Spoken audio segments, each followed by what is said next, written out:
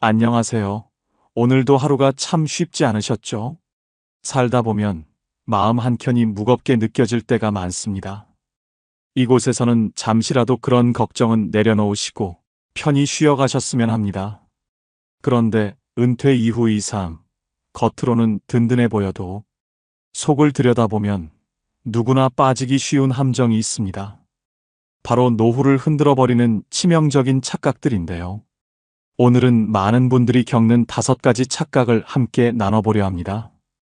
혹시 여러분도 해당되지 않을지 끝까지 함께 확인해 보시죠. 서울 노원구 작은 아파트. 박순자 씨 67세. 그녀는 늘 이렇게 말했습니다. 내 노후는 우리 아들, 딸이 책임질 거야. 30년 동안 식당을 운영하며 두 자녀를 위해 모든 것을 쏟아부었습니다. 대학 등록금 2천만 원씩, 결혼자금 5천만 원씩, 순자 씨의 통장은 늘 텅 비어 있었죠. 하지만 그녀는 행복했습니다. 자식들이 성공하면 당연히 자신을 돌봐줄 거라 믿었으니까요. 첫째 아들 현수는 서울대를 나와 대기업에 입사했습니다. 둘째 딸 미영은 간호사가 되어 안정적인 직장을 얻었죠. 순자 씨는 자랑스러웠습니다.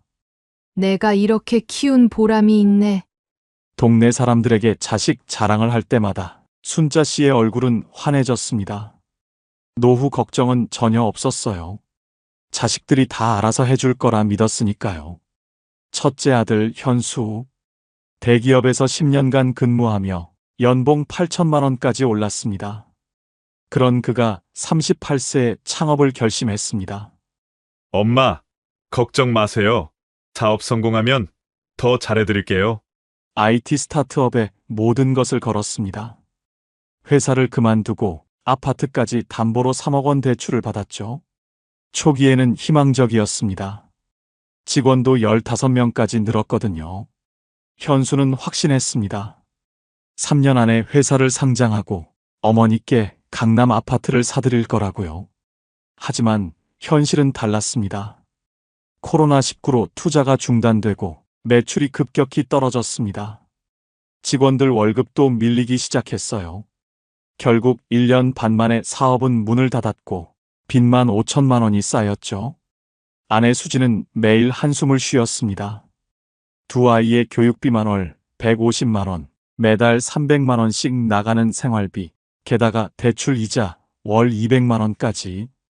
현수는 다시 취업을 시도했지만 나이와 경력 단절로 쉽지 않았습니다. 창업 실패라는 꼬리표가 따라다녔어요. 6개월 만에 겨우 작은 회사에 들어갔지만 급여는 절반으로 줄었습니다. 어머니를 챙길 여유는 전혀 없었습니다. 오히려 어머니에게 손을 벌려야 할 상황이었어요. 현수는 전화를 받기도 어려워졌습니다. 어머니의 목소리가 부담스러웠거든요. 죄송함과 미안함으로 가슴이 무거웠어요. 둘째 딸 미영. 대학병원에서 10년째 간호사로 일하며 성실하고 책임감이 강했습니다. 하지만 그녀 역시 녹록지 않았습니다. 신혼집 대출 2억 원에 아이 둘의 어린이집비만 월 100만 원. 남편은 중소기업 영업사원으로 수입이 불안정했죠. 더 큰 문제는 시어머니였습니다. 3년 전부터 당뇨와 고혈압으로 쓰러지신 후 병원비가 월 50만 원씩 나갔어요. 미영이 직접 간병까지 해야 했습니다. 밤 근무를 마치고 집에 오면 시어머니 약 챙기기, 아이들 밥 해주기, 빨래 청소까지. 엄마, 죄송해요. 지금은 정말 어려워서. 미영의 눈에는 늘 눈물이 맺혀 있었습니다. 친정어머니를 도와드리고 싶지만 현실적으로 불가능했거든요. 밤늦게 퇴근한 후에도 시어머니 약을 챙기고 아이들 숙제를 봐야 했습니다. 주말에도 쉴 틈이 없었어요. 친정에 가려면 시댁 눈치를 봐야 했고 시간도 마음도 여유가 없었죠. 남편도 이해하지 못했습니다. 친정어머니도 중요하지만 우리 엄마부터 챙겨야 하는 거 아냐? 미영은 샌드위치 신세였어요. 시댁과 친정 사이에서 누구도 만족시킬 수 없었습니다. 순자 씨는 서서히 깨달았습니다. 자식들도 각자의 삶에 벅차고 있다는 것을, 그들의 어려움을 모르고 있었던 자신을 어느 날 밤 혼자 앉은 거실에서 생각했습니다. 내가 너무 의존했구나. 평생 자식들을 위해 살았지만 정작 자신의 노후는 준비하지 못했습니다. 국민연금 월 45만 원이 전부였죠. 식당을 운영할 때도 번 돈은 모두 자식들에게 주었어요. 본인 명의 적금 하나 없었습니다. 그때까지 순자 씨는 몰랐습니다. 현수가 대출 이자로 힘들어하고 있다는 것을, 미영이 시댁 간병으로 지쳐 있다는 것을, 그들이 경제적으로 여유가 없다는 것을, 자식들은 어머니에게 걱정을 끼치지 않으려 모든 것을 숨기고 있었거든요. 순자 씨는 후회했습니다. 자식들만 키우느라 정작 본인의 미래는 생각하지 못했다고. 이때 순자 씨는 중요한 선택을 했습니다. 자식들에게 부담을 주지 않기로 오피스텔 건물 청소 일을 시작했습니다. 67세 나이에 일자리를 구하는 건 쉬운 일이 아니었어요. 10군데 넘게 거절당했습니다. 나이가 너무 많으시네요. 다른 분을 구해보세요. 하지만 포기하지 않았죠. 결국 한 청소회사에서 받아줬습니다. 새벽 5시부터 오전 9시까지 매일 4시간씩 일했습니다. 계단 청소, 화장실 청소, 유리창 닦기. 허리가 아파도 참았어요. 무릎이 시려도 견뎠습니다. 자식들에게 짐이 되고 싶지 않았거든요. 월 80만 원의 수입이 생겼습니다. 비록 적지만 자립할 수 있는 최소한의 돈이었어요. 국민연금 45만 원과 합쳐서 월 125만 원으로 생활할 수 있게 되었습니다. 그리고 놀라운 일이 일어났습니다.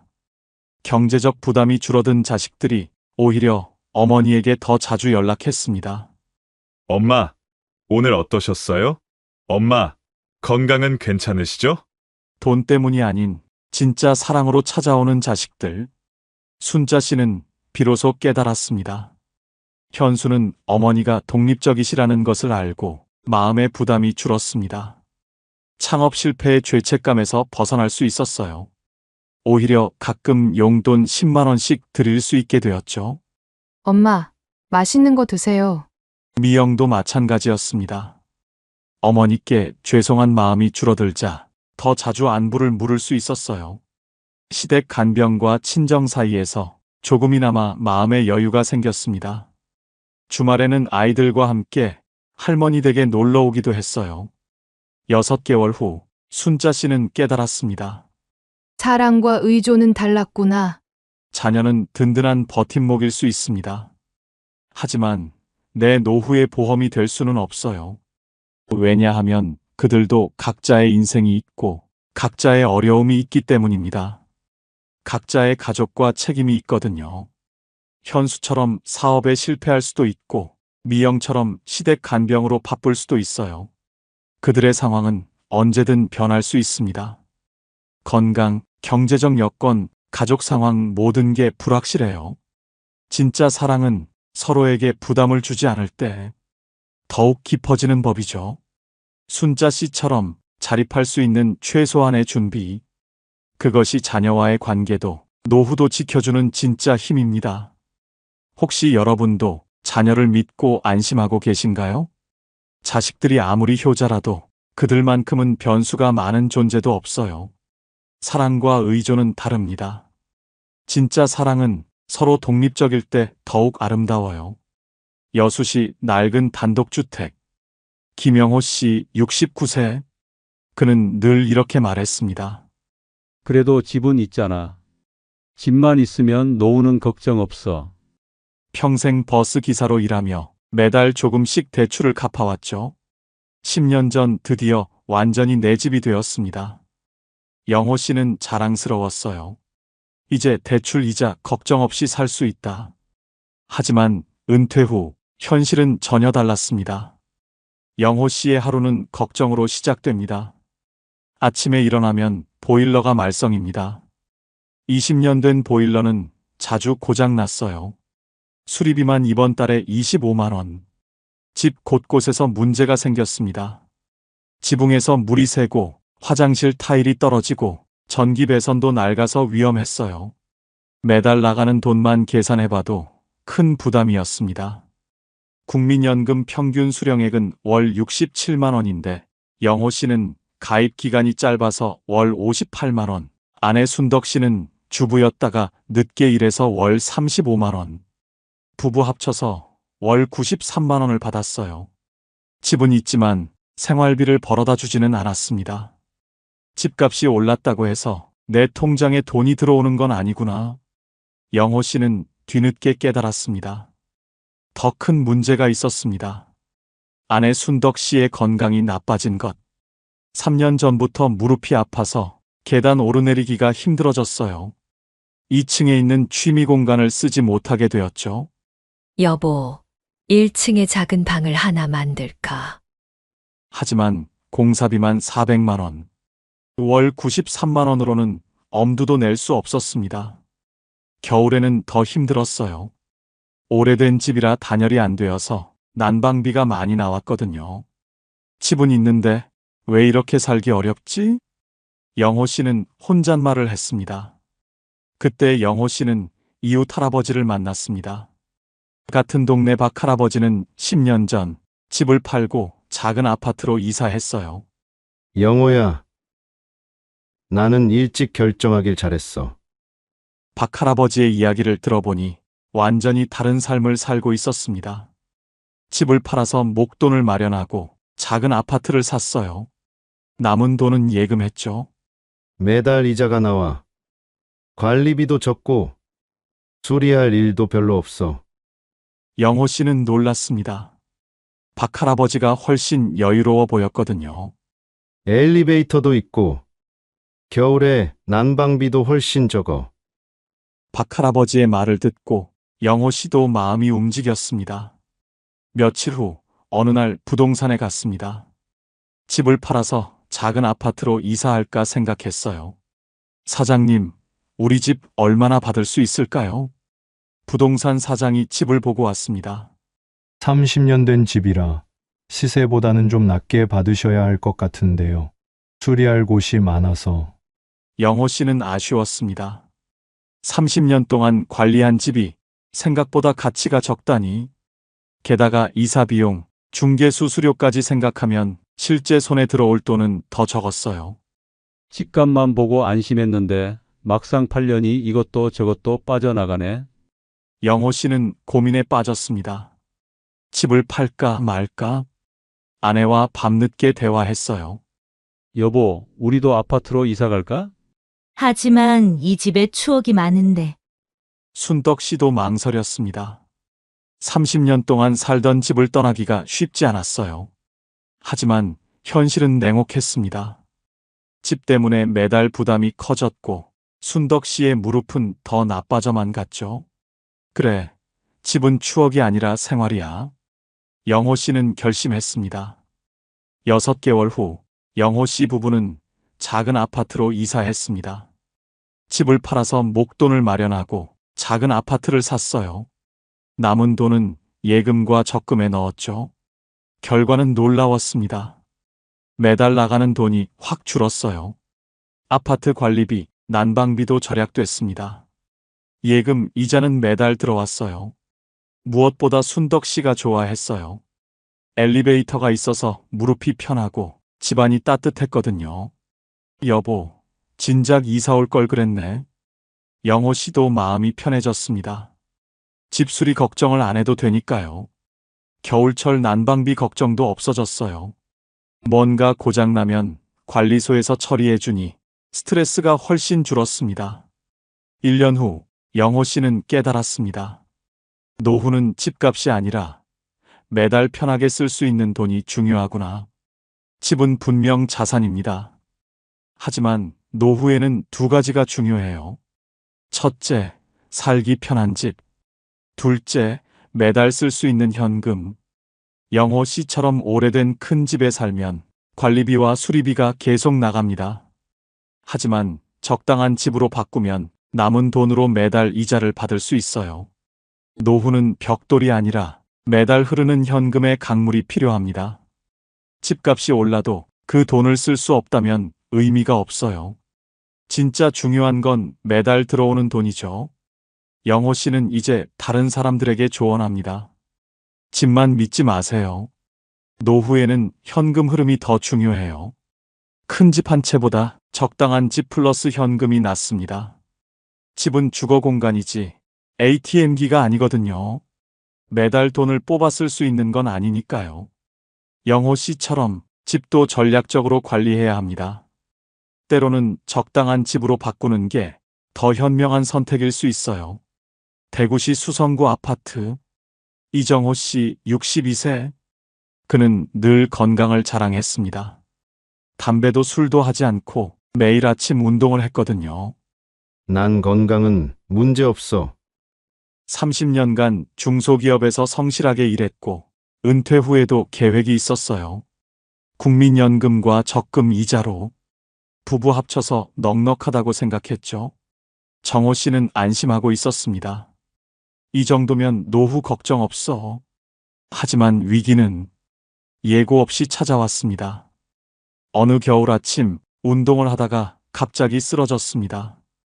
아내가 급히 119에 신고했고 구급차로 병원에 실려갔어요. 뇌경색입니다. 바로 수술해야 합니다. 의사의 차갑고 단호한 목소리. 정호 씨의 가족들은 멘탈이 무너졌어요. 혈관이 막혀서 뇌에 혈액 공급이 안 되는 상황. 골든타임을 놓치면 생명이 위험했습니다. 급하게 수술이 진행됐고 다행히 생명은 구했지만 왼쪽 몸에 마비가 왔어요.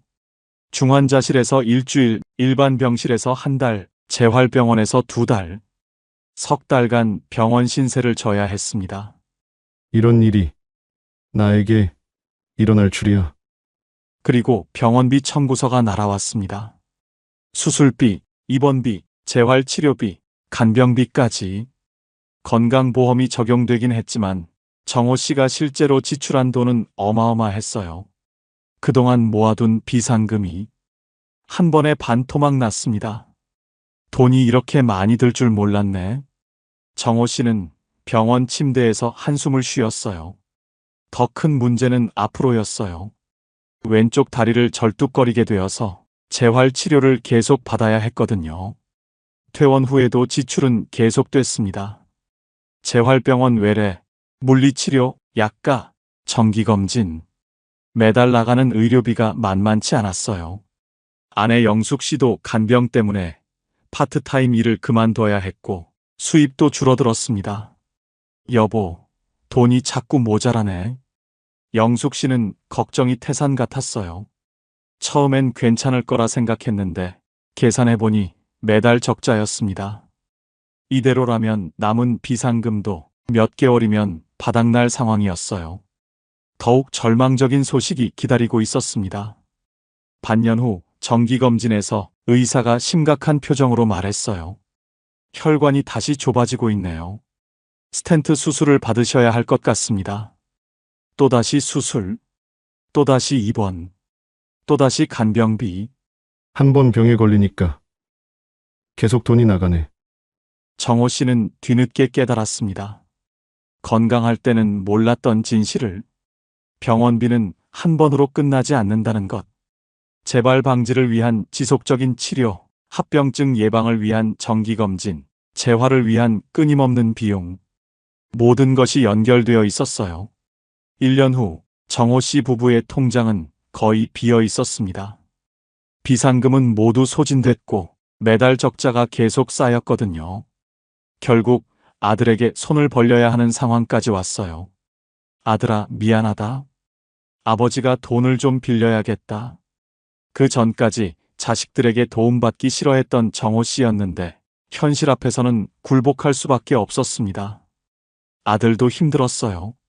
집 대출에 아이들 교육비까지 아버지를 도와드릴 여유가 많지 않았거든요. 하지만 외면할 수도 없는 일. 매달 보내드리기 시작했습니다. 자식에게 짐이 되는 부모. 정호 씨는 마음이 무거웠어요. 그때서야 정호 씨는 깨달았습니다. 위기는 아무도 모르게 어느 날 갑자기 찾아온다는 것을. 건강할 때는 아무도 자신이 병에 걸릴 거라 생각하지 않아요. 하지만 나이가 들수록 위험은 더 커져요. 정호 씨처럼 건강하다고 자신했던 사람도 한순간에 모든 계획이 무너질 수 있습니다. 건강할 때 미리 준비해둬야 했구나. 운동을 열심히 하고 건강하게 살았지만 그것만으로는 충분하지 않았어요. 위기에 대비한 경제적 준비, 그것도 필수였습니다. 정호 씨는 이제 다른 사람들에게 조언합니다. 여러분, 절대 방심하지 마세요. 위기는 예고 없이 찾아와요. 노후 자금을 계산할 때는 반드시 의료비를 따로 준비해야 해요. 생활비와 별도로 의료비 비상금도 준비하고 큰 수술에 대비한 여유 자금도 있어야 합니다. 실손보험도 미리 들어두세요. 건강할 때 가입해야 보장을 받을 수 있거든요. 정호 씨가 만약 미리 준비했다면, 의료비 적금을 꾸준히 했다면 큰 수술비도 감당할 수 있었을 거예요. 실손보험과 질병보험에 가입했다면 수술비와 입원비 걱정도 없었을 거고요. 그랬다면 아들에게 손 벌리지 않아도 당당하게 치료받을 수 있었을 겁니다. 하지만 이미 병에 걸린 후에는 보험 가입도 어렵고 조건도 까다로워져요. 위기는 기다려주지 않습니다. 건강할 때, 젊을 때 미리 준비해야 해요. 노후는 긴 항해와 같습니다. 폭풍은 언제든 불어올 수 있어요. 질병, 사고, 예상치 못한 큰 지출. 이런 위기들이 노후를 위협합니다. 하지만 미리 준비한다면 폭풍 속에서도 견딜 수 있어요. 비상금은 노후의 구명조끼입니다. 실손보험은 든든한 방파제고요. 정기적인 건강검진은 조기경보 시스템이죠. 정호 씨의 이웃 김 할아버지는 달랐어요. 같은 나이지만 일찍부터 의료비를 준비해뒀거든요. 나도 언젠가는 아플 텐데 미리 준비해놔야지. 매달 일정 금액을 의료비 통장에 넣고 실손보험과 질병보험도 가입해뒀어요. 작년에 심장 수술을 받았는데 보험으로 대부분 해결됐다고 하더라고요. 미리 준비해서 다행이었어. 김 할아버지는 여전히 여유로웠어요. 정호 씨처럼 위기가 닥친 후에 후회하지 마세요. 지금 당장 시작하세요. 건강할 때가 기회예요. 혹시 여러분도 나는 괜찮을 거야 라고 생각하고 계신가요? 그 생각이 바로 노후를 무너뜨리는 가장 위험한 착각입니다. 위기는 반드시 온다고 가정하고 미리미리 대비하는 것.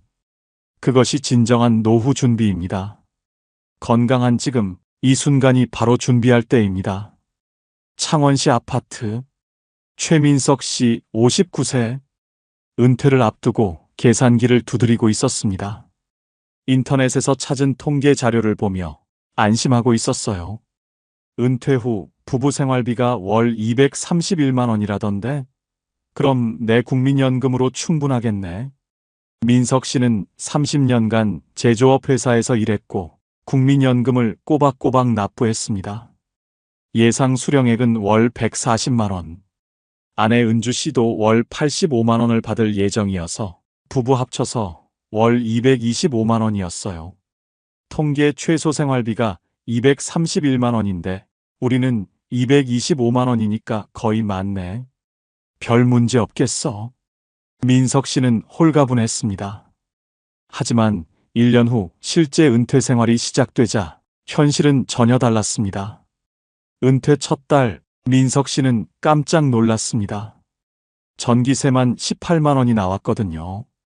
여름철 에어컨을 틀어서였지만 예상보다 훨씬 많았어요. 이상하네.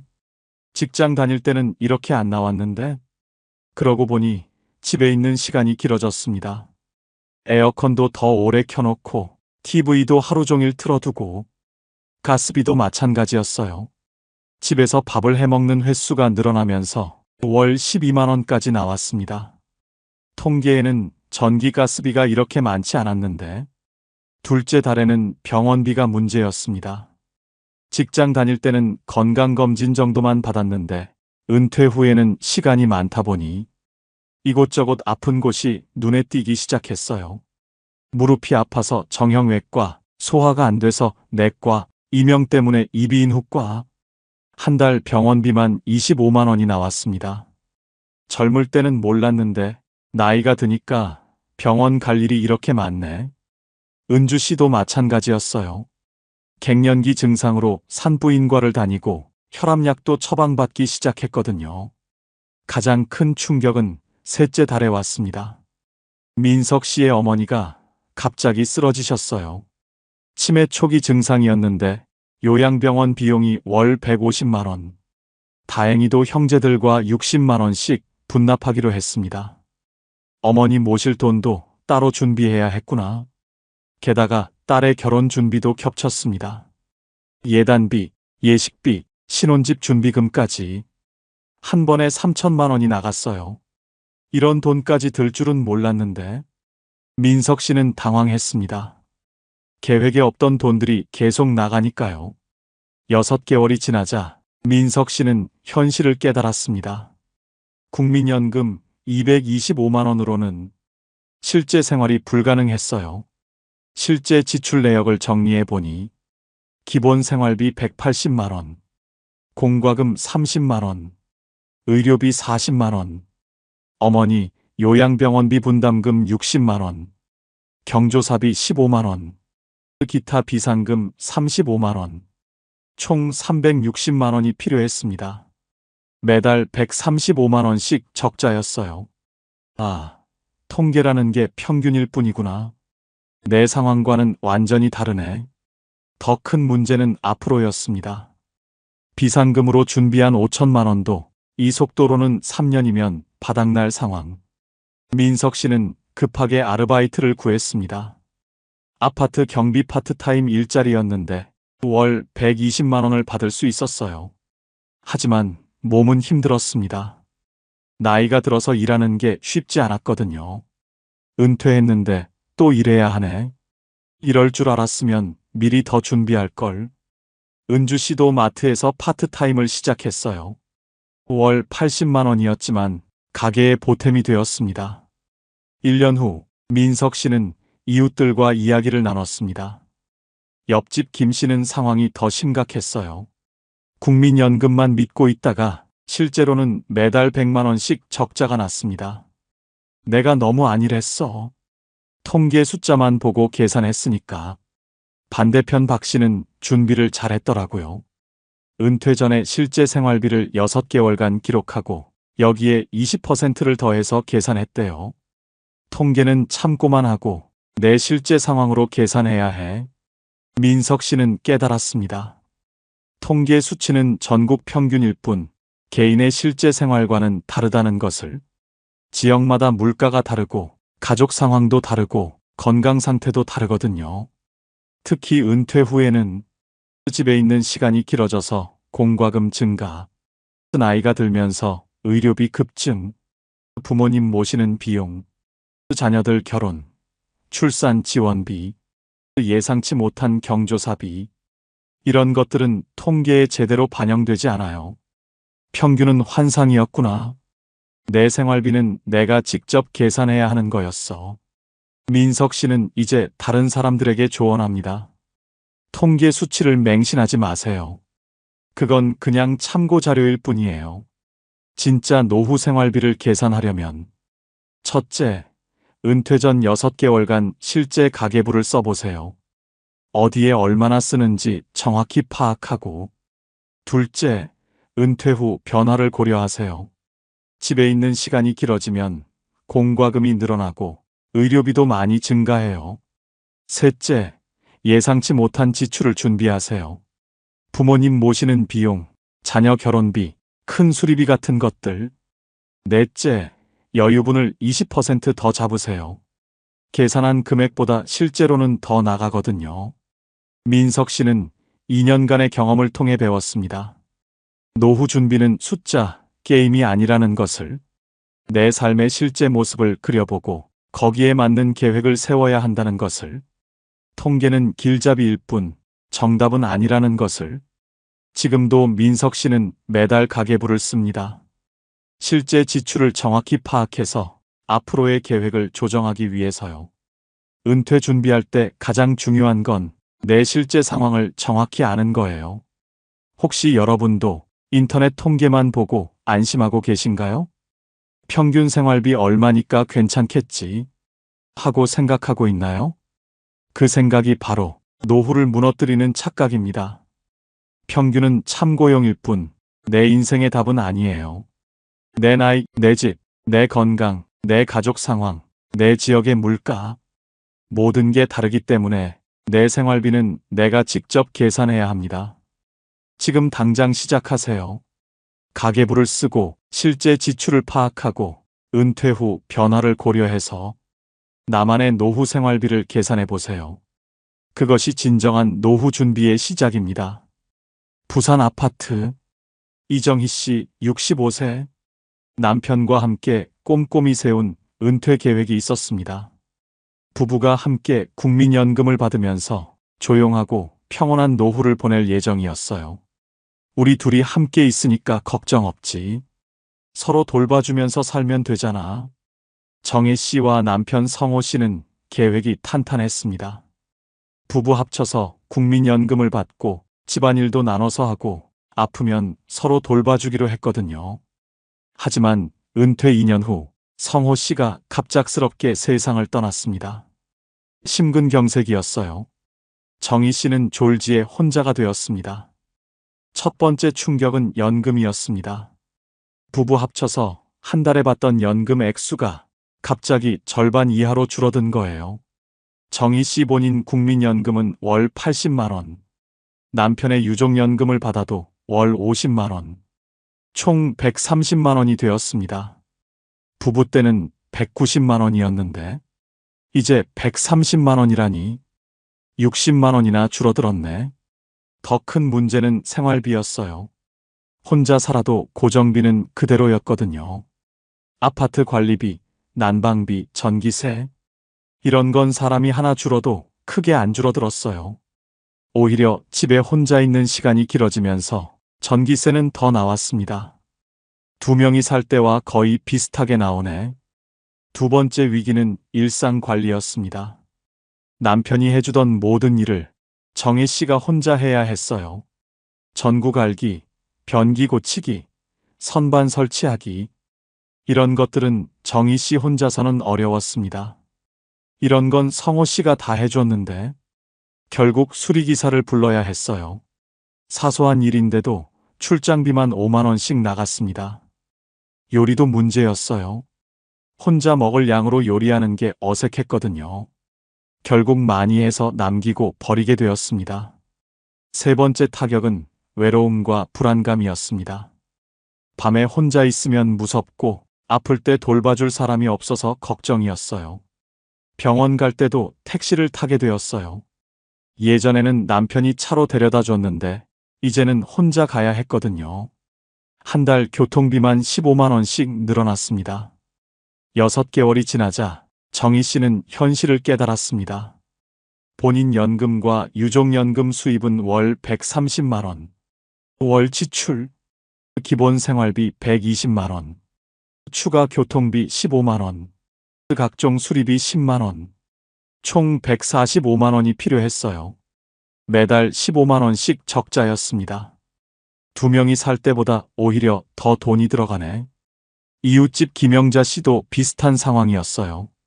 남편이 먼저 세상을 떠난 지 1년. 혼자 사는 어려움을 토로했습니다. 정말 모든 게 다 돈이야. 예전엔 남편이 해주던 일들을 다 업체 불러서 해야 하니까. 영자 씨는 더 심각했어요. 우울증까지 와서 정신과 치료를 받고 있었거든요. 치료비도 부담이었습니다. 반면 박순덕 씨는 준비를 잘했습니다. 남편이 살아있을 때부터 혼자 살 준비를 해뒀거든요. 언젠가는 둘 중 하나가 먼저 가게 되잖아. 미리 준비해둬야지. 순덕 씨는 남편과 함께 다음과 같이 준비했어요. 첫째, 개인연금을 각자 하나씩 더 가입했습니다. 둘째, 집 근처에 믿을 만한 업체들을 미리 찾아뒀어요. 셋째, 요리도 미리 연습해뒀습니다. 넷째, 동네 모임에도 적극적으로 참여했어요. 정희 씨는 순덕 씨를 보며 깨달았습니다. 혼자 사는 건 단순히 사람 수가 줄어드는 게 아니라 완전히 다른 생활 방식이라는 것을 혼자서도 괜찮을 거라고 생각했는데 부부일 때와는 완전히 다른 세상이구나. 정희 씨는 늦었지만 변화를 시작했습니다. 우선 인터넷을 보며 혼밥 요리를 배웠어요. 그러면서 식비를 절약할 수 있게 되었습니다. 둘째, 동네 문화센터 공예 수업에 나가기 시작했어요. 사람들과 어울리니까 외로움이 많이 줄어들었습니다. 셋째, 간단한 수리는 직접 배웠어요. 유튜브를 보면서 전구 갈기, 화분 옮기기 같은 건 스스로 할 수 있게 되었습니다. 1년 후 정희 씨의 생활이 안정되었습니다. 월 지출을 135만 원으로 줄였고 부족한 5만 원은 적금을 깨서 충당했어요. 처음엔 막막했는데 적응하고 나니까 할만해. 하지만 여전히 아쉬움이 있었어요. 미리 준비했으면 이렇게 허둥지둥하지 않았을 텐데. 정희 씨는 이제 다른 부부들에게 조언합니다. 혼자 살 준비를 미리 해두세요. 언젠가는 그날이 올 테니까. 정희 씨의 친구들도 하나둘 변화를 시작했습니다. 최미영 씨는 남편과 함께 요리 수업을 들었어요. 둘 다 요리할 줄 알아야 해. 이춘자 씨는 집안 수리 도구를 준비해뒀어요. 간단한 건 직접 할 수 있게. 박정숙 씨는 개인연금을 하나 더 가입했어요. 유족연금만으로는 부족하니까. 가장 중요한 건 마음가짐의 변화였어요. 혼자 사는 게 불행한 건 아니야. 다만 다른 방식의 삶일 뿐이지. 정희 씨는 지금도 새로운 것들을 배우고 있어요. 스마트폰 사용법, 온라인 쇼핑, 인터넷 뱅킹. 나이가 들어도 배울 수 있어. 적응하면 되는 거야. 동네 할머니들과 함께 등산도 다니고 문화센터 공예 수업도 참여하고 있어요. 혼자지만 외롭지 않아. 오히려 자유로운 면도 있고. 2년이 지난 지금 정희 씨의 딸이 아이를 낳으면서 손주를 돌봐주기 시작했습니다. 딸이 주는 육아비로 한 달에 50만 원 정도 수입이 생겼어요. 이제는 적자가 아니라 조금씩 저축도 하고 있습니다. 혼자라고 포기하지 마세요. 새로운 인생의 시작일 수도 있어요. 혹시 여러분도 우리 부부는 늘 함께 할 거야 하고 생각하고 계신가요? 그 생각이 바로 노후를 무너뜨리는 마지막 착각입니다. 사랑하는 사람과 함께하고 싶지만 현실적으로는 혼자 남을 가능성도 있어요. 그때를 대비해서 지금부터라도 준비해 두세요. 혼자서도 당당하게 살 수 있는 그런 준비 말이에요.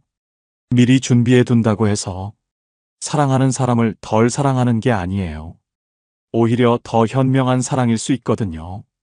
지금부터 시작하세요. 혼자서도 괜찮을 수 있도록. 노후를 무너뜨리는 5가지 착각. 들어보니 어떤 생각이 드시나요? 자녀가 지켜줄 거라는 착각. 집 한 채면 노후는 걱정 없다는 착각. 위기는 오지 않을 거라는 착각. 통계에 속는 생활비 착각. 그리고 혼자서도 괜찮을 거라는 착각. 우리가 너무도 쉽게 빠지는 착각들이지만 미리 알아차린다면 막을 수 있습니다. 진짜 중요한 건 이거예요. 노후는 멀리 있는 게 아닙니다. 바로 오늘 우리가 준비한 만큼만 편안해집니다. 자녀에게 의존하지 말고, 집만 믿지 말고, 위기에 대비하고, 내 실제 생활비를 계산하고, 혼자 살 준비도 해두세요.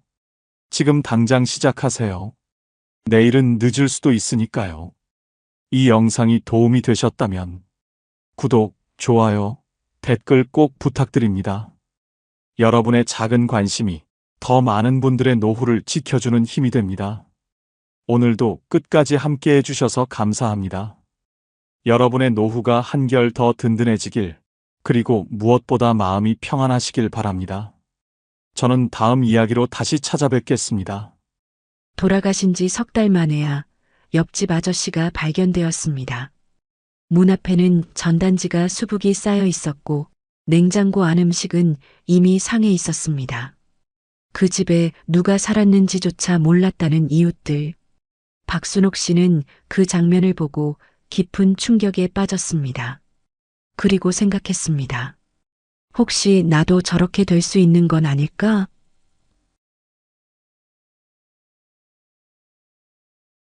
(75세) 박순옥 씨의 하루는 언제나 똑같았습니다. 새벽 5시 반, 알람도 없이 눈을 떠서 천장을 바라봅니다. 창밖으로 스며드는 아침 햇살이 빈 침대 반쪽을 비추고 있었습니다. 남편이 누웠던 그 자리는 벌써 3년째 차갑기만 했습니다. 몸을 일으켜 부엌으로 향합니다. 냉장고 문을 열면 혼자 먹기엔 너무 큰 반찬통들이 눈에 들어왔습니다. 밥을 지을 때도 습관적으로 2공기 분량을 넣다가 다시 반으로 줄였습니다. 아, 또 깜박했네. 이런 실수를 할 때마다 가슴 한 구석이 먹먹해졌습니다. 식탁에 앉아 혼자 밥을 먹습니다. 반찬을 집어도 소리가 유난히 크게 들렸습니다. 숟가락이 그릇에 부딪히는 소리, 물을 마실 때 컵을 내려놓는 소리. 그건 아마도 집안이 너무 조용해서였을 겁니다. 예전에는 이 시간이면 남편과 함께 아침 뉴스를 보며 이야기를 나눴습니다. 별것 아닌 이야기들이었지만 그 소소한 대화가 하루를 시작하게 해주었습니다. 이제는 텔레비전도 잘 켜지 않았습니다. 혼자 보는 뉴스는 왠지 더 암울하게 느껴졌거든요. 식사를 마치고 설거지를 합니다. 그릇 하나, 숟가락 하나, 컵 하나. 예전에는 온 가족이 사용한 그릇들로 싱크대가 가득했는데 이제는 한 손으로도 충분히 들 수 있을 만큼이었습니다. 설거지를 마치고 거실로 나와 소파에 앉습니다. 벽에 걸린 시계를 바라보니 아직 오전 7시. 하루가 이제 막 시작되었는데 벌써 할 일이 없어 보였습니다. 예전 같으면 이 시간에 남편과 함께 산책을 나가곤 했습니다. 아파트 단지를 한 바퀴 돌고 공원에서 아침 운동을 하는 사람들을 구경하며 오늘 하루 계획을 세웠습니다. 하지만 이제는 혼자 나가는 것도 부담스러웠습니다. 다른 부부들이 함께 걷는 모습을 보면 괜히 마음이 쓸쓸해졌거든요. 그래서 집에만 있게 되었습니다. 처음에는 자유롭다고 생각했습니다. 하지만 막상 자유가 주어지니 무엇을 해야 할지 모르겠더라고요. 텔레비전을 켜봐도 재미없고 책을 읽어봐도 집중이 안 되고 뜨개질을 해봐도 뭘 만들어야 할지 막막했습니다. 누구를 위해 목도리를 떠야 할까요? 누구를 위해 장갑을 만들어야 할까요? 예전에는 아이들을 위해 남편을 위해 뭔가를 만드는 재미가 있었는데 이제는 그런 대상이 없었습니다. 오전 10시쯤 되면 졸음이 쏟아졌습니다. 할 일이 없으니 자연스럽게 졸린 것 같았어요. 1시간 정도 자고 나면 오전 11시. 점심을 먹기엔 이르고 그렇다고 다시 잘 수도 없는 애매한 시간이었습니다. 창밖을 내다보며 시간을 보냅니다. 아파트 놀이터에서 뛰어노는 아이들, 장을 보러 나가는 젊은 주부들. 모든 사람이 바쁘게 살아가고 있는 것 같았는데 자신만 시간이 멈춘 것 같았습니다. 점심시간이 되어서야 다시 부엌으로 향합니다. 아침에 남긴 된장찌개를 데워서 김치 몇 점과 함께 간단히 점심을 해결했습니다. 점심을 먹고 나서도 할 일이 없었습니다. 오후 2시, 하루 중에서 가장 길게 느껴지는 시간이었어요. 이 시간대에는 주변이 더욱 조용해졌습니다. 아이들은 학교에 가고 어른들은 일터로 나간 뒤라서 아파트 단지 전체가 고요했습니다. 그 고요함 속에서 박순옥 씨는 혼자였습니다. 가끔 현관문 밖에서 들리는 발걸음 소리에 귀를 기울였습니다. 혹시 누군가 자신을 찾아오는 건 아닐까 하는 기대로요. 하지만 발걸음은 언제나 다른 집 앞에서 멈췄습니다. 오후 4시쯤 되면 졸음이 또 쏟아졌습니다. 1시간 반 정도 자고 일어나면 저녁 6시. 하루가 거의 끝나가고 있었습니다. 저녁 준비를 시작합니다. 또 혼자 먹을 분량으로 간단하게 국과 반찬 하나 정도. 예전에는 이 시간이 가장 바쁘고 행복한 시간이었습니다. 가족들이 하나둘씩 집으로 돌아와서 함께 저녁 식사를 하며 하루 이야기를 나누었으니까요. 하지만 이제는 가장 쓸쓸한 시간이 되었습니다. 저녁을 먹고 난 후에는 할 일이 더욱 없었습니다. 밤 9시가 되면 벌써 잠자리에 들고 싶어졌습니다. 하루를 빨리 끝내고 싶은 마음 때문이었어요. 침대에 누워서 천장을 바라보며 생각했습니다. 내일도 오늘과 똑같은 하루가 될 것이고 모레도 마찬가지일 것이라고.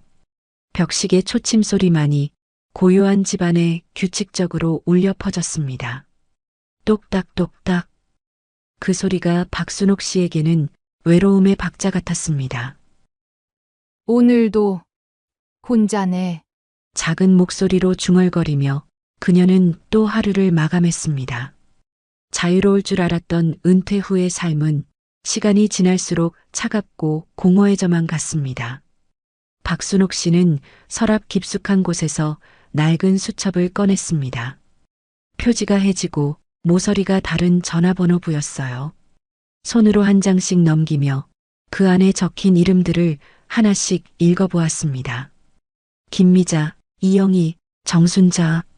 한때는 매일 연락하던 사람들의 이름이 가득했습니다. 15년 전만 해도 이 수첩은 그녀의 보물 같은 존재였어요. 새벽부터 밤늦게까지 누군가와 통화하느라 바빴으니까요. 특히 김미자 씨와는 정말 가까웠습니다. 같은 아파트에 살면서 아이들 키울 때부터 친구였거든요. 아침에 일어나면 제일 먼저 미자에게 전화를 걸었습니다. 오늘 뭐 할 거냐, 장 보러 갈 거냐, 아이들은 잘 있냐. 그런 소소한 대화가 하루를 시작하게 해주었어요. 주말이면 함께 등산을 다녔습니다. 새벽 5시에 만나서 버스를 타고 도봉산으로 향했어요. 산을 오르면서 나누는 이야기들, 정상에서 함께 먹는 김밥 한 줄. 그때가 가장 행복했던 시간이었습니다. 가을이면 김장도 함께 했어요. 미자네 집에서 배추를 절이고 순옥이네 집에서 양념을 만들고 온종일 김치를 담그면서 웃고 떠들었습니다. 올해 김치는 정말 맛있게 됐네. 그런 말을 하며 서로의 김치를 나눠 먹던 추억이 지금도 생생합니다.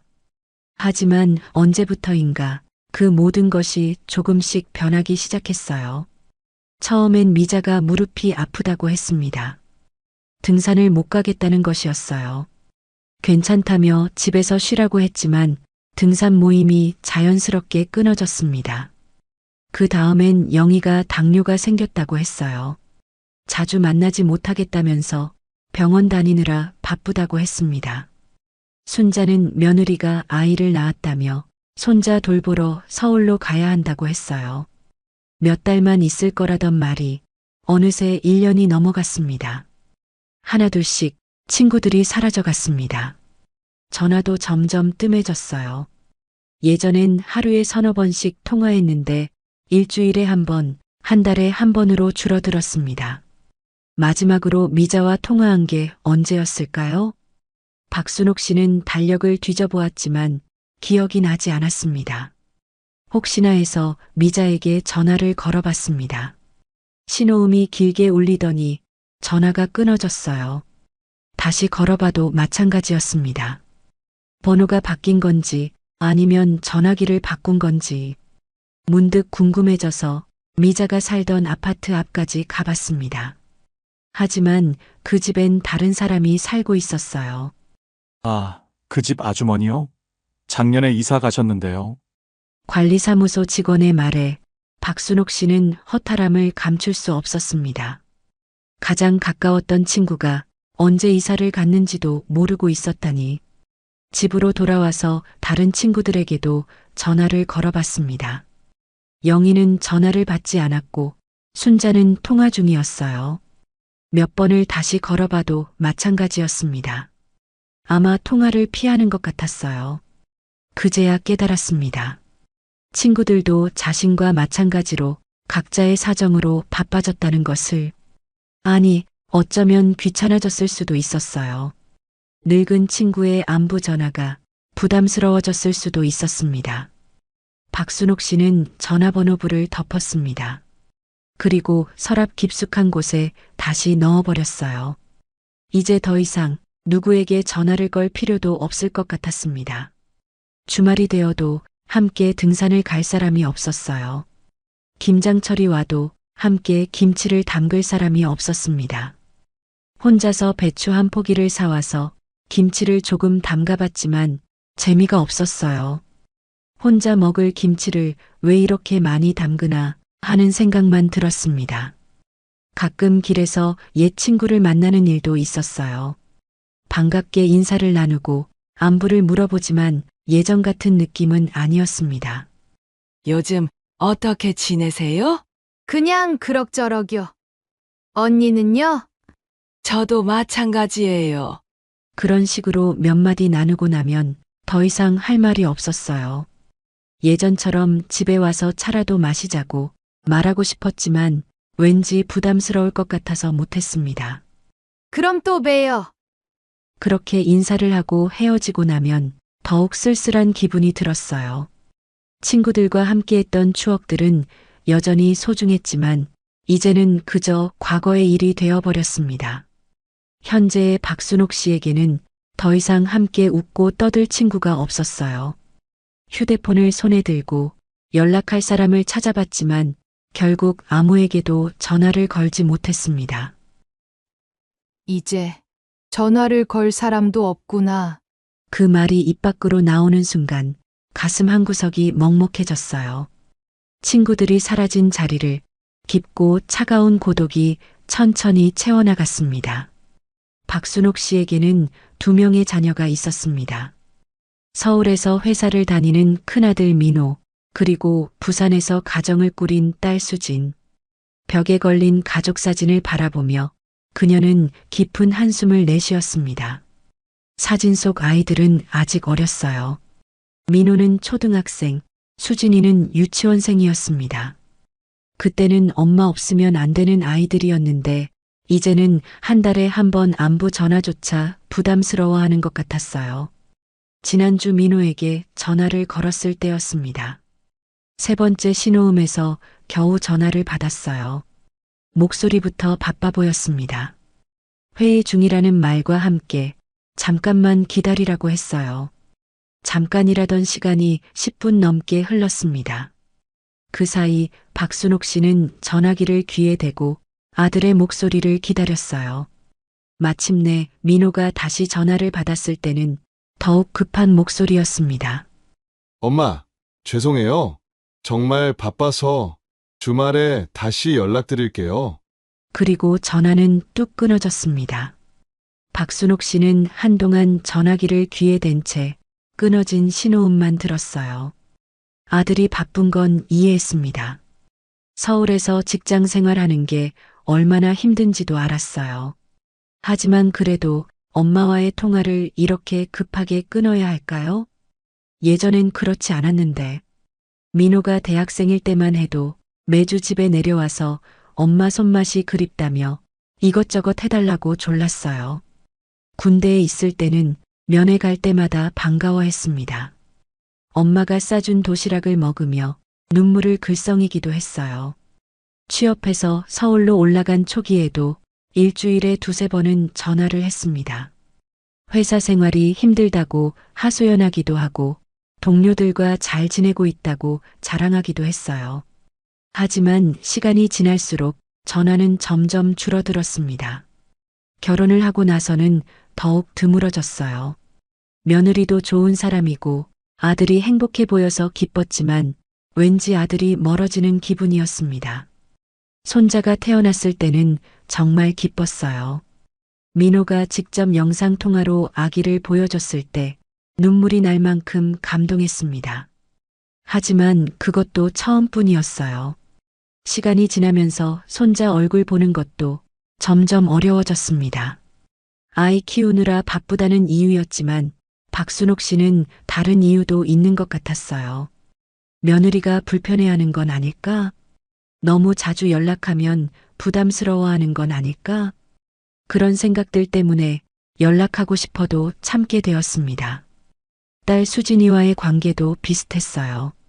결혼해서 부산으로 내려간 뒤로 만나는 횟수가 확연히 줄었습니다. 명절 때나 생일 때 잠깐 올라오는 게 전부였어요. 그마저도 하루 이틀 머물다가 바쁘다며 내려가곤 했습니다. 수진이는 원래 엄마와 가까웠던 딸이었어요. 학창 시절에는 친구처럼 지냈습니다. 연애 상담도 하고 장래 희망에 대해서도 많은 이야기를 나눴어요. 하지만 결혼하고 나서는 그런 깊은 대화를 나누기 어려워졌습니다. 전화를 해도 아이 울음소리나 남편 귀가 소리 때문에 대화가 중단되곤 했어요. 그럴 때마다 수진이는 미안해했지만 박순옥 씨는 점점 전화 걸기가 부담스러워졌습니다. 지난달에는 수진이의 생일이었어요. 선물을 보내고 전화를 걸었는데 아이가 아파서 병원에 가야 한다며 몇 마디 인사만 나누고 끊었습니다. 딸의 생일인데 제대로 축하 인사도 못했어요. 그날 밤 박순옥 씨는 잠을 이루지 못했습니다. 언제부터 자녀들과 이렇게 멀어졌을까요? 물리적인 거리보다 마음의 거리가 더 멀게 느껴졌어요. 자녀들에게 자신은 이제 의무적으로 안부를 묻는 존재가 된 것 같았습니다. 기쁠 때 함께 기뻐하고 힘들 때 위로해주는 엄마가 아니라 부담스러운 존재가 된 건 아닐까요? 그런 생각을 하면 더욱 연락하기가 어려워졌어요. 휴대폰에 저장된 아이들 번호를 보며 박순옥 씨는 망설였습니다. 전화를 걸면 반가워할까? 아니면 또 바쁘다며 급하게 끊을까? 결국 전화를 걸지 못하고 휴대폰을 내려놓았습니다.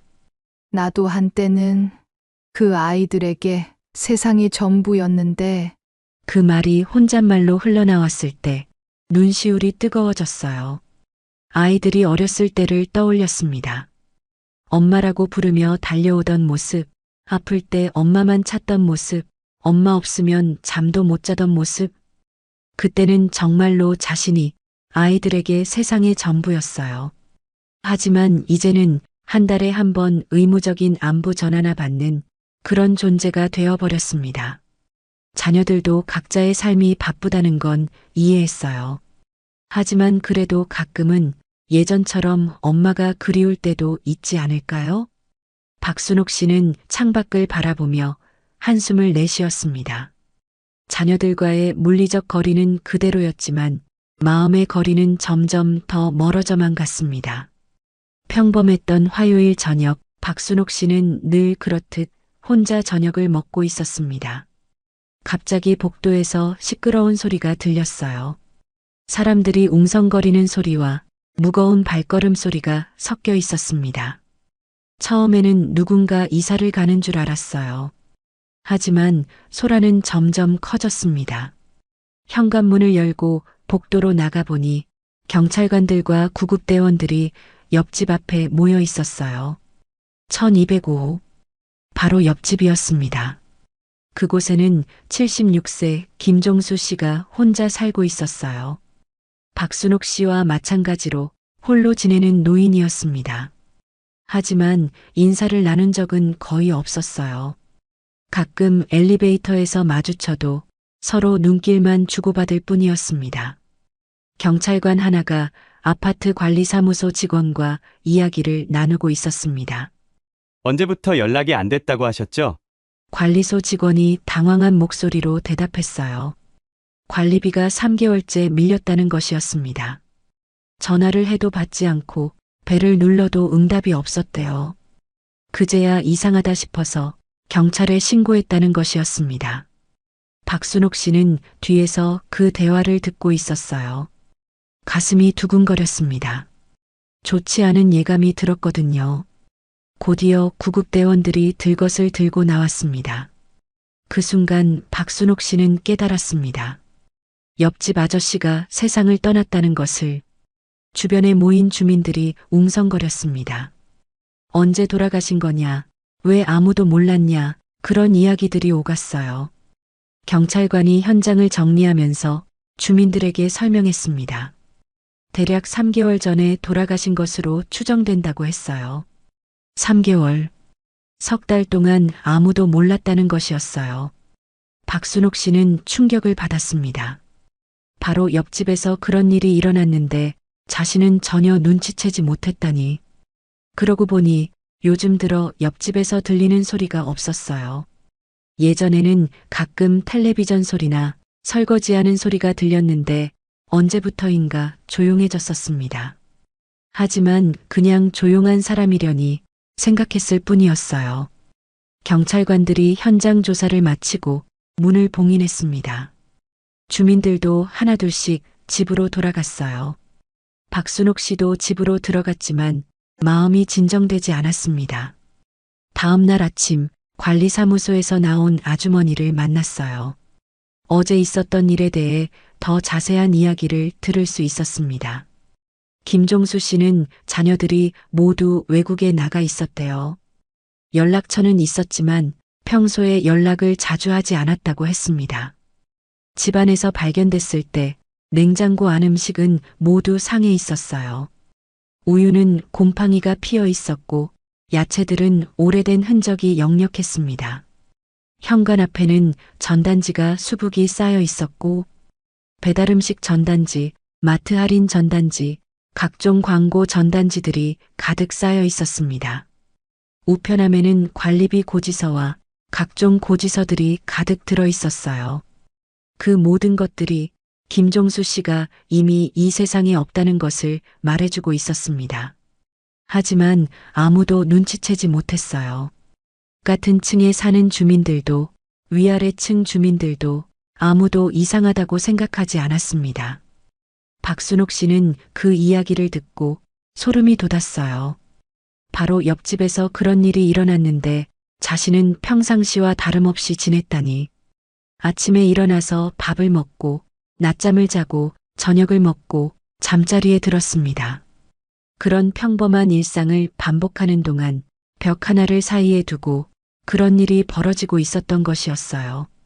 만약 관리비를 연체하지 않았다면, 만약 자동이체로 관리비가 나갔다면 아마 훨씬 더 오랜 시간이 지나서야 발견됐을 거라는 생각이 들었습니다. 그날 밤 박순옥 씨는 잠을 이루지 못했어요. 자꾸만 옆집 생각이 났습니다. 김종수 씨가 마지막 순간에 어떤 생각을 했을까요? 아무도 자신을 찾지 않는다는 것을 깨달았을까요? 도움을 요청하고 싶었지만 연락할 사람이 없었을까요? 그런 상상을 하니 가슴이 답답해졌어요.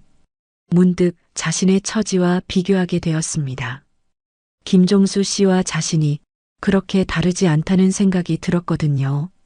둘 다 혼자 살고, 둘 다 자녀들과 자주 연락하지 않고, 둘 다 가까운 이웃이 없었습니다.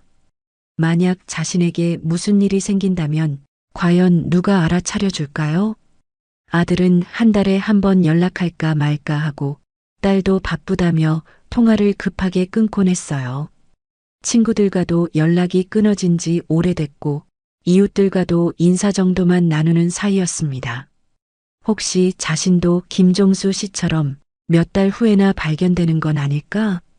그 생각이 드니 온몸에 소름이 돋았어요. 나도 저렇게 될 수 있겠구나. 그 말이 입 밖으로 나오는 순간 현실이 되어버린 것 같았습니다. 뉴스에서만 들었던 그 단어가 갑자기 자신의 이야기처럼 느껴졌어요. 그날 이후 박순옥 씨의 일상은 더욱 무겁고 어둡게 변했습니다.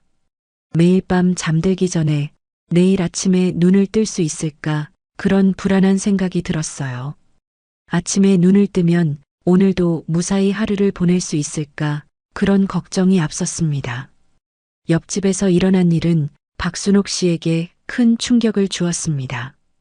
이 이야기는 더 이상 남의 이야기가 아니었어요. 자신에게도 언제든 일어날 수 있는 현실적인 위험이 되어버렸습니다.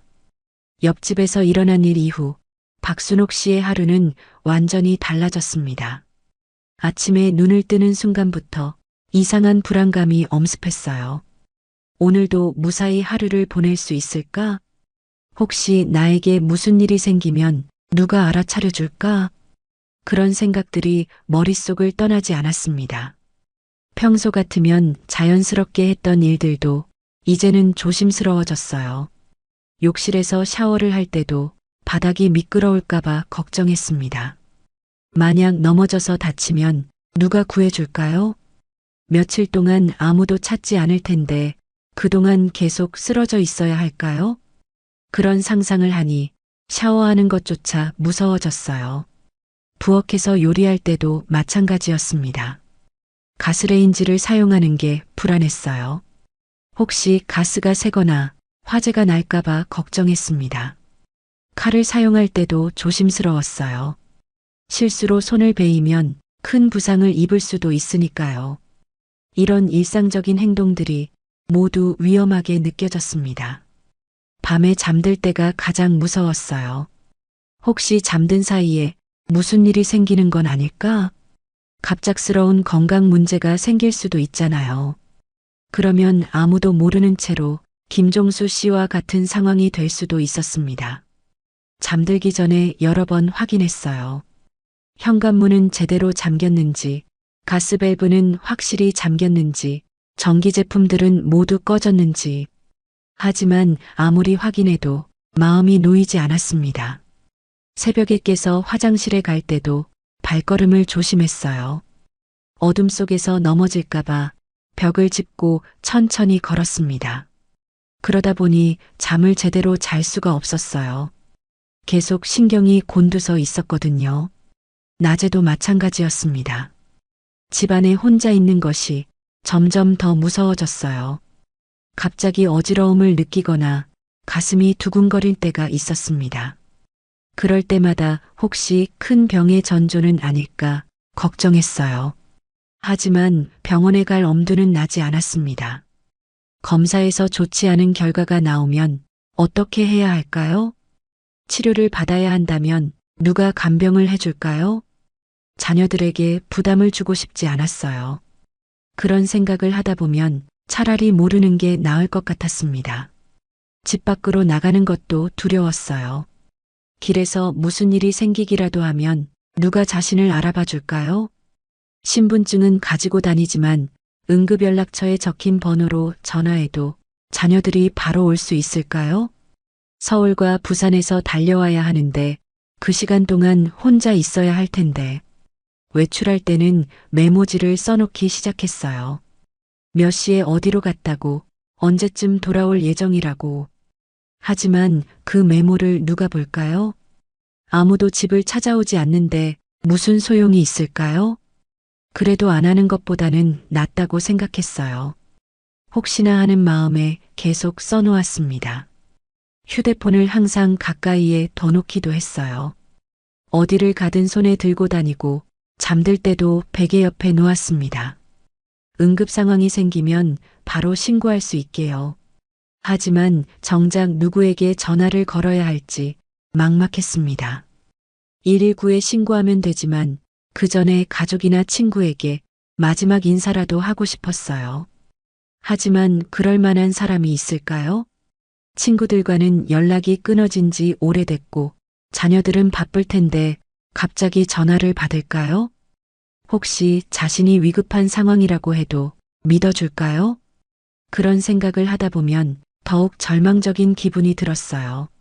정말 아무도 없구나. 그 사실을 인정하는 순간 눈물이 핑 돌았습니다. 세상에 혼자 남겨진 기분이었어요. 누구도 자신을 지켜봐 주지 않고 누구도 자신을 걱정해 주지 않는다는 생각. 김종수 씨도 이런 외로움을 느끼셨을까요? 그런 상상을 하니 더욱 무서워졌어요. 창문을 닫고 커튼을 쳤습니다. 밖에서 들리는 소리들이 왠지 위험하게 느껴졌거든요. 현관문도 이중으로 잠갔어요. 체인까지 걸어서 최대한 안전하게 만들었습니다. 하지만 정작 위험은 밖이 아니라 안에 있었어요. 혼자라는 것, 아무도 관심을 두지 않는다는 것, 그것이 진짜 위험이었습니다. 집 안에 있어도 안전하지 않고 밖에 나가도 불안하고 어디에 있든 두려웠어요. 혼자가 편하다고 생각했던 지난 날들이 후회되기 시작했습니다. 그때는 왜 친구들과 더 가깝게 지내지 않았을까? 왜 이웃들과 인사도 제대로 나누지 않았을까? 하지만 이제 와서 후회해도 이미 늦어버린 것 같았어요. 시간이 갈수록 두려움은 점점 더 커져만 갔습니다. 두려움 속에서 지내던 어느 화요일 오후, 박순옥 씨는 우편함을 확인하러 나갔습니다. 며칠째 밖에 나가지 않았는데 우편물이 쌓여 있을 것 같았거든요. 우편함을 열어보니 각종 고지서들 사이에 작은 전단지 하나가 끼어 있었어요. 색깔도 화려하지 않고 디자인도 단순한 종이였습니다.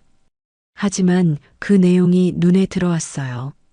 동네 복지관 어르신 프로그램 모집, 요가교실, 노래교실, 서예교실 등 다양한 프로그램 안내였습니다. 그리고 맨 아래에는 이런 문구가 적혀 있었어요. 함께하면 더 행복합니다. 박순옥 씨는 그 전단지를 오랫동안 바라봤습니다. 함께하면 더 행복하다. 그 말이 가슴에 와닿았어요. 지금의 자신에게 가장 필요한 건 바로 함께할 사람들이었으니까요. 전단지를 집으로 가져가서 식탁 위에 놓고 다시 읽어봤습니다. 프로그램들은 모두 무료였어요. 나이 제한도 없고 특별한 준비물도 필요 없었습니다. 하지만 막상 가야 한다고 생각하니 망설여졌어요. 낯선 사람들 사이에 끼어 들어가는 게 부담스러웠습니다. 혹시 어색하면 어떻게 하지? 나이가 많아서 뜨는 건 아닐까? 다른 사람들이 어떻게 생각할까? 그런 걱정들이 머릿속을 맴돌았어요. 며칠 동안 전단지만 바라보며 갈까 말까 고민했습니다. 그러던 중에 전화가 한 통 걸려왔어요. 모르는 번호였지만 요즘 전화 받을 일이 거의 없어서 받았습니다. 상대방은 교회에서 전화했다고 했어요. 박순옥 씨가 다니던 교회였습니다. 박 여사님, 요즘 얼굴이 안 보이셔서 안부 전화 드렸어요. 권사님의 따뜻한 목소리였습니다. 그 목소리를 듣는 순간 눈물이 핑 돌았어요. 자신을 걱정해주는 사람이 있다는 사실이 이렇게 고마울 줄 몰랐어요. 권사님은 교회 나오기 힘드시면 집에서 가까운 복지관에라도 나가보시라고 했습니다. 혼자 계시지만 말고 사람들과 어울려 보시라는 것이었어요. 전화를 끊고 나서 박순옥 씨는 다시 전단지를 받습니다. 권사님의 말과 전단지의 문구가 우연히 같은 메시지를 전하는 것 같았어요. 혼자 있지 말고 사람들과 함께하라는. 그날 밤 잠들기 전에 오랫동안 생각했습니다. 이대로 집에만 있으면 정말 김종수 씨와 같은 상황이 될 수도 있겠구나. 아무도 모르게 홀로 지내다가 뒤늦게 알려지는 그런 끔찍한 상상을 하니 더 이상 망설일 수 없었어요. 다음 날 아침 박순옥 씨는 옷장을 열었습니다. 오랫동안 입지 않았던 깔끔한 옷을 꺼내서 거울 앞에서 입어봤어요. 외출복을 제대로 입은 게 언제적인지 기억도 나지 않았습니다. 머리도 단정하게 빗고 화장도 살짝 했어요. 오랜만에 거울 속 자신이 그럭저럭 괜찮아 보였습니다. 복지관까지는 버스로 15분 거리였어요. 집에서 나서면서도 계속 망설여졌습니다. 지금이라도 돌아갈까? 내일 다시 생각해 볼까? 하지만 발걸음은 버스 정류장으로 향했어요. 버스를 타고 가면서 창밖 풍경을 봤습니다. 오랫동안 집에만 있었더니 바깥 세상이 낯설게 느껴졌어요. 사람들은 모두 바쁘게 움직이고 자동차들은 분주히 지나가고 세상은 여전히 돌아가고 있었습니다.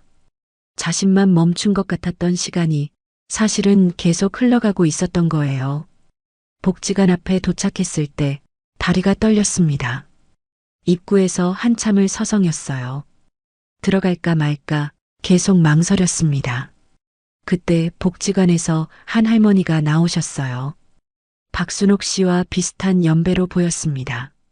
그 할머니가 밝은 표정으로 인사했어요.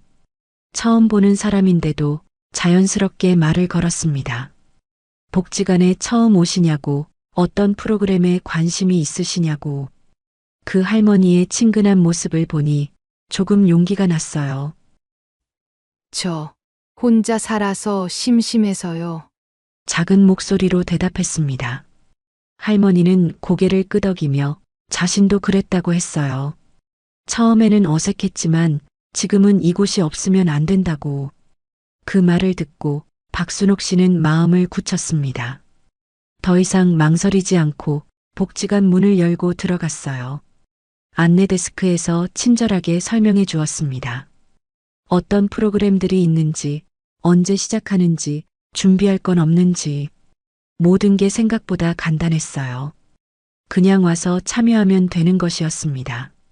오늘은 노래교실이 있다고 했어요. 1시간 뒤에 시작한다고. 박순옥 씨는 잠깐 망설이다가 참여해보겠다고 말했습니다. 그 한마디를 하는데 엄청난 용기가 필요했어요. 하지만 막상 말하고 나니 마음이 한결 가벼워졌습니다. 드디어 첫걸음을 내디딘 것이었어요. 1시간 뒤 박순옥 씨는 노래교실 문 앞에 서 있었습니다. 문틈으로 들리는 피아노 소리와 사람들의 웃음소리가 새어나왔어요. 한참을 망설이다가 조심스럽게 문을 열고 들어갔습니다. 교실 안에는 15명 정도의 어르신들이 앉아 계셨어요. 모두 박순옥 씨와 비슷한 연배였습니다. 피아노 앞에 선 젊은 선생님이 밝은 목소리로 인사했어요. 어서 오세요. 처음 오셨나 봐요? 박순옥 씨는 어색하게 고개를 끄덕였습니다. 선생님이 빈자리로 안내해 주었어요. 옆자리에 앉으신 할머니가 따뜻하게 웃으며 말을 걸었습니다. 오늘 처음 오셨냐고, 어디서 사시냐고 자연스럽게 대화가 시작되었어요. 박순옥 씨는 오랜만에 누군가와 이야기를 나누게 되어 조금씩 긴장이 풀렸습니다. 노래교실이 시작되었어요. 선생님이 쉬운 동요부터 시작하자고 했습니다. 고향의 봄을 다 같이 불렀어요. 처음엔 작은 목소리로 따라 불렀지만 점점 목소리가 커졌습니다. 나도 이 노래 아는데 어릴 때 많이 불렀는데 그런 생각이 들면서 자신감이 생겼어요. 다른 어르신들도 즐겁게 노래를 부르고 계셨습니다. 가사를 잊어버리면 서로 알려주고 틀리면 함께 웃기도 했어요. 그 모습이 너무나 자연스럽고 따뜻했습니다. 1시간 수업이 끝나고 다들 자리에서 일어나려 할 때였어요. 옆자리 할머니가 말씀하셨습니다. 복지관 식당에서 점심을 먹고 가시라고, 혼자 드시지 말고 함께 드시라고. 박순옥 씨는 잠깐 망설였어요. 너무 부담을 드리는 건 아닐까? 괜찮다고 사양했지만 할머니가 강권했습니다. 처음 온 날인데 혼자 가면 쓸쓸하다면서 자신들도 늘 함께 먹는다고 했어요. 결국 박순옥 씨는 따라가게 되었습니다. 복지관 식당은 생각보다 넓고 깨끗했어요. 메뉴도 다양하고 가격도 저렴했습니다. 할머니들과 함께 자리에 앉아 오랜만에 여럿이서 밥을 먹었어요.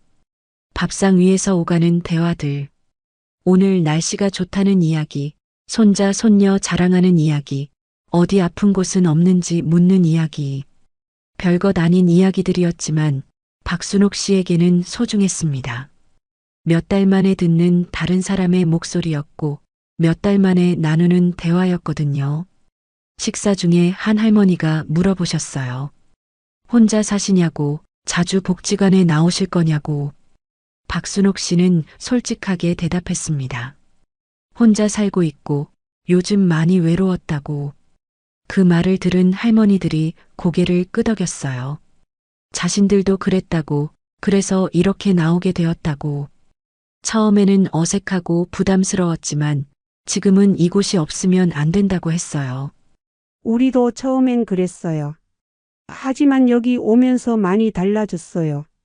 그 말이 박순옥 씨에게는 희망으로 들렸어요. 식사를 마치고 작별 인사를 할 때 할머니들이 말씀하셨습니다.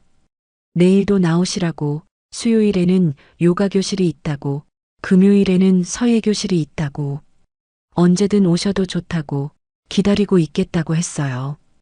복지관을 나서면서 박순옥 씨는 가슴이 따뜻했습니다. 오랜만에 느끼는 감정이었어요. 누군가 자신을 기다려준다는 것, 내일 만날 사람이 있다는 것. 집으로 돌아가는 버스 안에서 창밖 풍경이 다르게 보였습니다. 아침에 올 때는 모든 것이 낯설고 불안했는데 이제는 친근하게 느껴졌어요. 내일은 또 어떤 사람들을 만날까? 어떤 이야기를 나눌까? 그런 기대감이 생겼습니다. 집에 도착해서 문을 열었을 때 여전히 조용한 집이었지만 예전과는 달랐어요.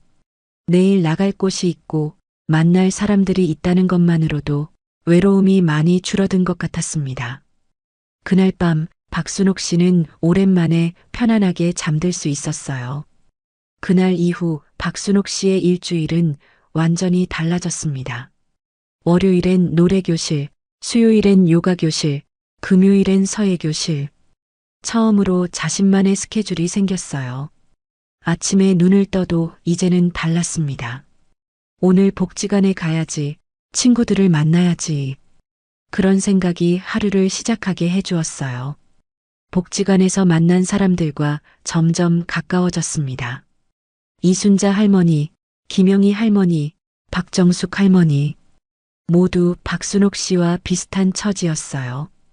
혼자 살거나 자녀들과 떨어져 지내거나 외로움을 달래려 나온 분들이었습니다. 처음엔 서로 조심스럽게 인사만 나눴는데 시간이 지나면서 진짜 친구가 되었어요. 수업이 끝나면 함께 차를 마시며 이야기했습니다. 젊었을 때 추억, 자녀들 이야기, 요즘 몸이 아픈 곳. 별것 아닌 일상의 이야기들이었지만 박순옥 씨에게는 소중한 시간이었어요. 누군가 자신의 이야기를 들어주고 자신도 다른 사람의 이야기를 들어주는 것. 그런 평범한 대화가 이렇게 소중할 줄 몰랐습니다. 특히 이순자 할머니와 마음이 통했어요.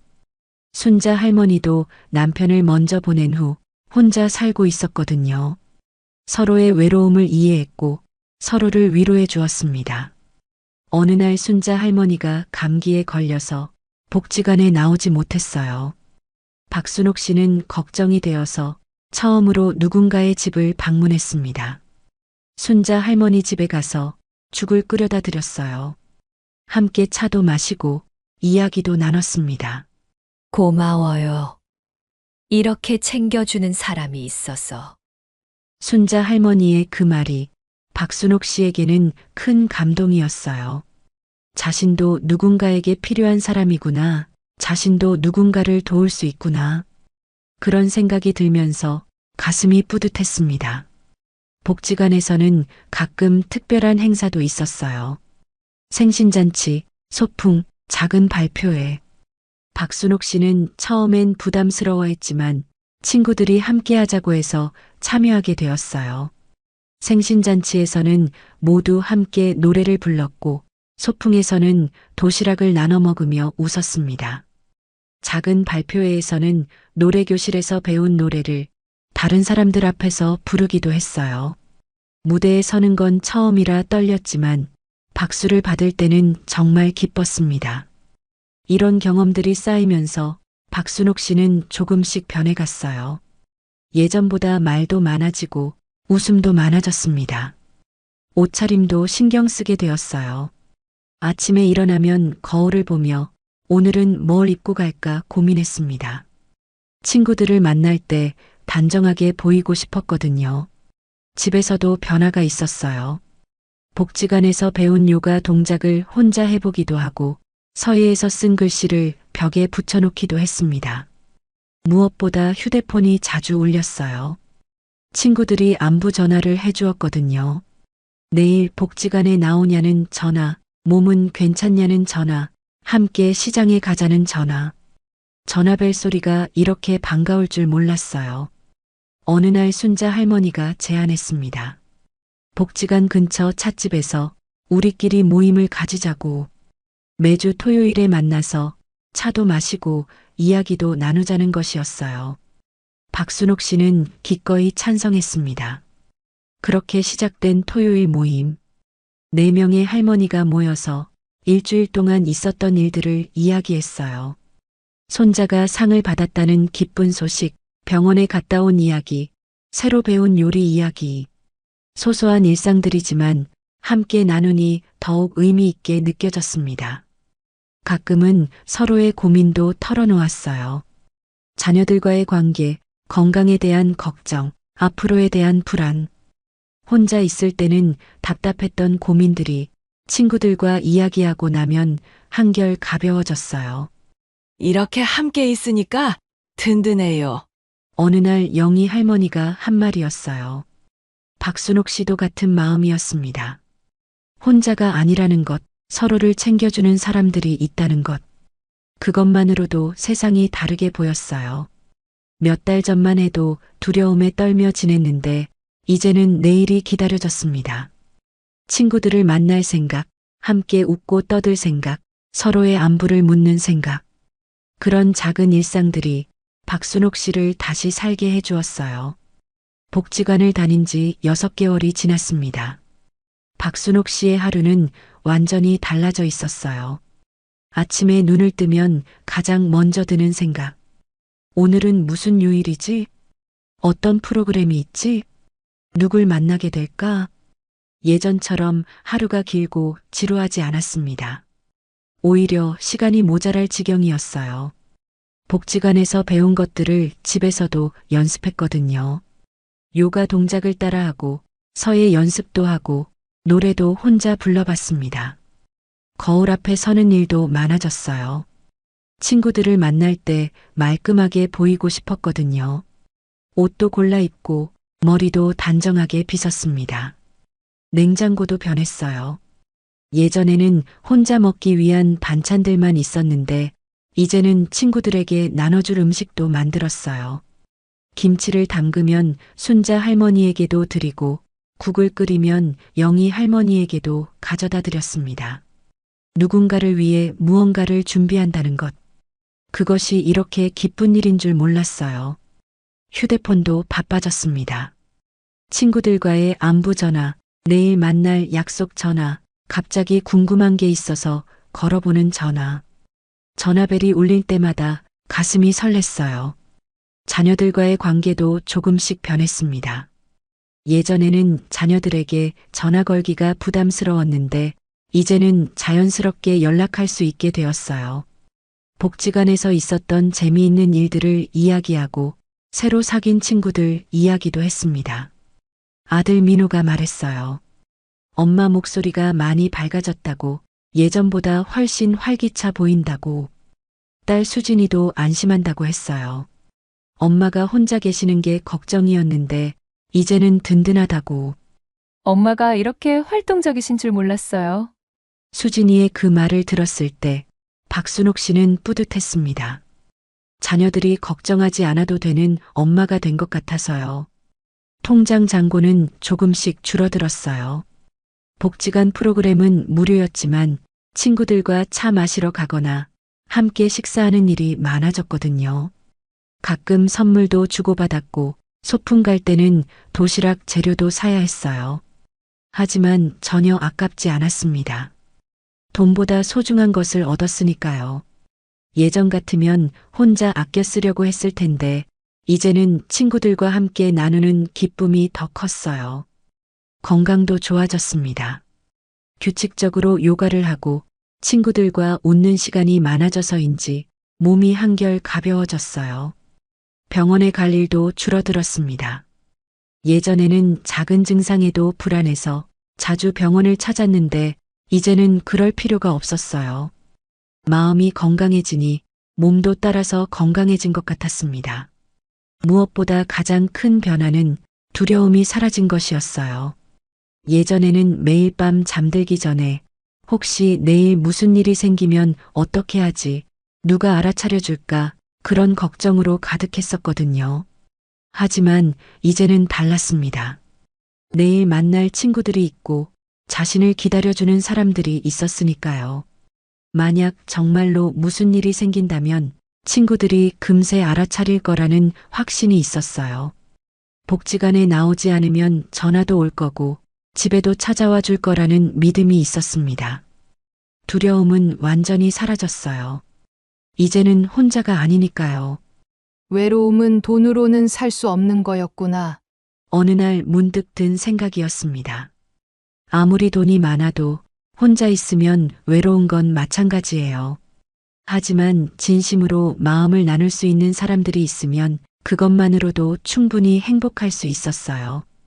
박순옥 씨는 깨달았습니다.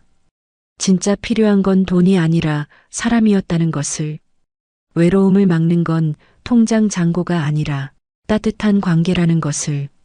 6개월 전에 자신을 떠올리며 박순옥 씨는 감사했습니다. 용기를 내어 복지관 문을 연 그날, 그 작은 선택이 인생을 바꿔놓았으니까요. 1년이 지난 어느 날, 박순옥 씨는 옆집 앞을 지나가다 멈춰 섰습니다. 1205호. 김종수 씨가 살던 그 집. 지금은 새로운 가족이 이사를 와서 살고 있었어요. 아이들 웃음소리가 들려 나왔습니다. 박순옥 씨는 그 소리를 들으며 생각했어요. 만약 자신이 그때 용기를 내지 않았다면 어떻게 되었을까? 아마 김종수 씨와 같은 길을 걸었을지도 몰라요. 아무도 모르게 세상을 떠나고 한참 뒤에야 발견되는. 하지만 작은 전단지 하나, 권사님의 전화 한 통, 그리고 용기 하나가 모든 것을 바꿔놓았습니다. 이제 박순옥 씨에게는 매일 만날 친구들이 있어요. 함께 웃고, 함께 이야기하고, 서로를 챙겨주는 소중한 사람들이 있습니다. 이 이야기는 더 이상 남의 이야기가 아니에요. 대한민국에서 혼자 사는 노인이 220만 가구를 넘어섰고 매년 홀로 세상을 떠나는 분들이 늘고 있습니다. 하지만 이 모든 것은 예방할 수 있어요. 작은 관심 하나, 작은 인사 하나로도 막을 수 있습니다. 박순옥 씨처럼 용기를 내어 첫걸음을 내딛는다면 말이에요. 복지관, 경로당, 종교시설, 동네 모임, 어디든 좋습니다. 중요한 건 집 밖으로 나서는 것이에요. 처음에는 어색하고 부담스러울 수 있어요. 낯선 사람들 사이에 끼어들기가 쉽지 않죠. 하지만 그 어색함은 금세 사라져요. 같은 처지에 있는 사람들이기 때문에 서로를 이해하고 받아들이거든요. 나이가 들수록 새로운 관계를 만들기 어렵다고 생각하지만 그렇지 않아요. 언제든 시작할 수 있어요. 박순옥 씨가 70이 넘어서 새로운 친구들을 사귀었듯이 여러분도 할 수 있습니다. 혼자가 편하다고 생각하시는 분들도 계실 거예요. 박순옥 씨도 그랬으니까요. 하지만 진짜 편한 건 혼자 있는 것이 아니라 함께할 사람이 있으면서도 혼자 있을 수 있는 것이에요. 언제든 만날 수 있는 사람이 있고 언제든 전화할 수 있는 사람이 있으면서 그래도 혼자만의 시간을 가질 수 있는 것. 그것이 진짜 자유이고 진짜 편안함이에요. 자녀분들에게도 말씀드리고 싶어요. 부모님이 혼자 사신다고 해서 괜찮다고 생각하지 마세요. 한 달에 한 번 안부 전화로는 충분하지 않아요. 더 자주 연락하고 더 자주 찾아뵙고 부모님의 일상에 관심을 가져주세요. 만약 자주 만날 수 없다면 부모님이 사람들과 어울릴 수 있는 곳을 찾아드리세요. 복지관 프로그램에 참여하실 수 있게 도와드리고 처음에는 함께 가서 적응할 수 있게 해드리세요. 그것이 부모님에게 줄 수 있는 가장 소중한 선물일 거예요. 이웃분들에게도 부탁드려요. 혼자 사는 어르신이 계시다면 가끔 안부라도 물어보세요. 며칠 동안 모습이 안 보인다면 한 번쯤 확인해 보세요. 그 작은 관심이 누군가의 생명을 구할 수도 있어요. 박순옥 씨는 지금도 매일 복지관에 나가고 있어요. 친구들과 함께 웃고 함께 이야기하고 서로의 안부를 묻고 있습니다. 더 이상 혼자가 아니에요. 더 이상 두렵지 않아요. 옆집 김종수 씨가 준 충격이 결국은 새로운 삶의 시작이 되었습니다. 작은 인사 한마디, 따뜻한 차 한 잔의 대화, 함께 보내는 시간 한 시간이 누군가의 생명을 지켜줄 수 있습니다. 여러분도 오늘부터 시작해 보세요. 혼자 사는 가족이나 이웃에게 안부 전화 한 통, 오랫동안 연락하지 않았던 친구에게 안부 인사, 동네 복지관이나 경로당에 한번 들러보는 것. 그 작은 시작이 누군가에게는 인생을 바꾸는 계기가 될 수 있어요. 박순옥 씨처럼 말이에요. 이런 소중한 이야기를 더 많은 분들과 나누고 싶다면 좋아요와 구독 버튼을 눌러주세요. 여러분의 작은 관심이 또 다른 박순옥 씨에게 희망이 될 수 있습니다.